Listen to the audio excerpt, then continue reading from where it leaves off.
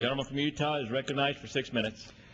Thank you, Mr. Speaker. I suppose it's a sense of poetic irony that Mr. Holt's language was removed when you amended his bill. I hope you can fix that at some time. You have a pattern of individuals coming down here speaking of good parts to this bill. There are good parts to this bill. I actually have two of the measures in here that I think are good to this bill. But it doesn't cover up the fact that within that, there are some problems in this particular bill. It doesn't cover up the fact that there are heritage areas when the Department of Interior specifically asked us to wait until they could come up with rules on what heritage areas should be and how they should be constituted, because the way we're doing it right now is chaotic. There are bills in here that create elements in here that create national parks, which I will visit when they include the baseball stadium and not until. But those national parks were actually rejected by the Park Service because they have enough of this generic portion. It did not meet the standards. It was expensive. And even though at one time they said that they might be comfortable with it, last night talking to a reporter, they once again stood by that analysis of that park, especially when we have $9 billion of needs in the rest of the national park system that is yet to be met. I reject it when, in fact, some judge includes the fact that 8 months of study and public input is not long enough, or that NEPA actually has more importance than the Second Amendment. But I actually want to speak a little bit different right now. I want to explain to my good friends who live east of the Rocky Mountains why I feel so passionate about this particular bill. This is a map of the United States, and everything that is colored in red is owned by the federal government. And you'll notice it's all concentrated in the west. Even though most of our forest land is in the east, the Forest Service land is all in the west. And does this make a difference to people? Well, yeah, I think it does. Because this map illustrates the difference in education. The states in red are the states that are having the most difficult time raising money to fund their own public education system.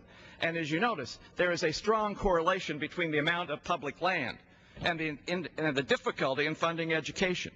In Utah, it's a common statement. We'll always simply say the reason we're having such a hard time in funding education is we don't control enough of our land. If the federal government even paid at the lowest tax rate for the land that it owns in the state of Utah, that would be $116 million every year going into education. That doesn't count government funding. Just for the education portion, $116 million we would get every year.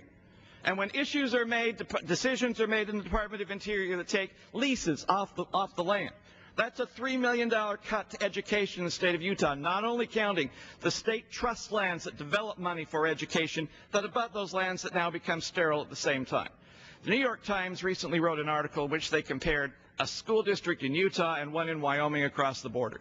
The one in Wyoming is awash with money and will get more money in the stimulus package than the district in Utah. And they said, well, that's simply an anomaly of the distribution formulas that we use. I really don't care about the distribution formula. The amount of federal money that goes to education in Utah only rates about 7%. What is significant is why the state of Utah has less money to begin with. And it goes back to the issue of resources. This chart shows you the difference in teacher salaries between the two states of Wyoming and Montana. Wyoming starts their teachers at $20,000 a year higher than Montana. And why? Because Wyoming is much more aggressive at the way they develop their resources. Even though this particular bill, once again, takes resource land off the table in Wyoming, threatening them, acknowledged by the chairman and said it's not a problem, it could indeed be a problem. But for us in Utah, well, this is the problem that we still face. This is the state of Utah. Everything that is a color is owned by the federal government. Now, this is the problem that we simply have. The problem that we simply have that two of the three most important decisions recently made by the Interior Department also affect the resources that are in Utah that we need desperately to fund our education system.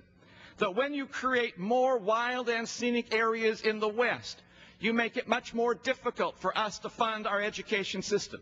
When you create more wild and scenic areas in the East, you cut into the PILT money that goes to the West, which is necessary to fund our education systems. We have yet to discuss the fundamental issue of the role of federal ownership of this land, if it is indeed appropriate, if it's right, if it should be more or if it should be less, or it should be balanced between the West and the East. I'm sorry for my experience in the legislature in Utah. We have difficulties in Utah in being able to fund our roads and to pay for our colleges and to pay for our public education, and it goes back to this basic fact. We're not just creating nice, pretty vistas again. We have an ancillary harm that takes place to real kids. And I'm sorry, Mr. Speaker, my kids in Utah are more important to me than a park that's created that the National Park Service doesn't want. It's more important to me than a wild and scenic river that is created when it violates the standards of the Wild and Scenic River Act. My kids are more important to me than heritage areas that are chaotically done, because my kids' future is harmed by these decisions. Their future, even though those who create these decisions are well-intentioned and well-meaning, my kids' decisions, my kids' future, is still controlled by what Nelson Rockefeller used to say as the deadening hand of bureaucracy. I realize that this particular bill has had more procedural twists than Lombard Street, but at the same time, there are many provisions in this bill that would easily pass if they stood alone, and there are provisions in this bill that would not. There's no reason we need to lump all these things together. 30 seconds. I yield the gentleman an additional 30 seconds. Actually, I could do it in 15. Essential Page used to say, just throw strikes, home plate don't move. We don't need to have this omnibus bill to go through these particular procedures, and my kids are worth fighting.